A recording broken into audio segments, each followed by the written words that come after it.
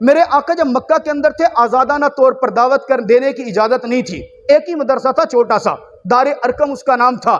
حضرت زید بن ارقم کے گھر تھا، اسی گھر کے اندر پڑھایا کرتے تھے. سب صحابہ کو نہیں بلاتے تھے، چند ایک صحابہ کو پڑھاتے. پھر ان کی ڈیوٹی ہوتی یہاں سے اٹھتے ہر صحابی کے مسلمان کے گھر میں جا کے وہ پڑھاتے تاکہ راز بھی نہ کھلے اور یہ قرآن پاک کی تعلیم کا سلسلہ بھی جاری رہے.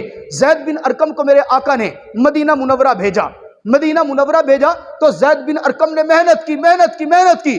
ایک وقت آیا کہ جب میرے آقا مکہ کو فتح کر کے مکہ سے ہجرت کر کے مدینہ جب پہنچے نا، میرے آقا یوں مسجد کے اندر بیٹھے ہیں، سامنے مسجد کا دروازہ ہے.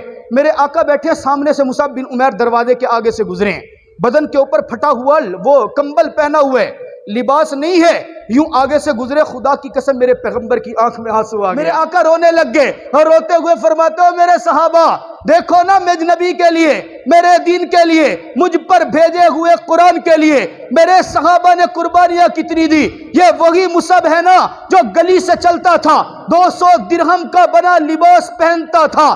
جب سے میرے پاس آیا آج بدن کے اوپر ٹاٹ پہنا ہوا ہے، پورا لباس بھی نہیں ہے. اور صرف یہاں تک نہیں، خدا کی قسم یہ وہی صحابی ہے جو جنگ احد کے اندر شہید ہوا تھا. بدن کے اوپر وہی ٹاٹ تھا، سر پر ڈالتے تو پاؤں ننگے رہ جاتے، پاؤں پر ڈالتے تو سر ننگا رہ جاتا. جب دفن کرنے لگے نا، پوچھا گیا آقا کیا کرے؟ میرے آقا نے فرمایا ٹاٹ کو سر پر کر دو اور پاؤں کے اوپر گھاس ڈال کر رب ذوالجلال کو بتا دو اللہ تیرے دین کی بقا کے لیے، تیرے قرآن کی اشاعت کے لیے دیکھ میرے محمد کے صحابہ نے قربانیاں کیا دی ہیں.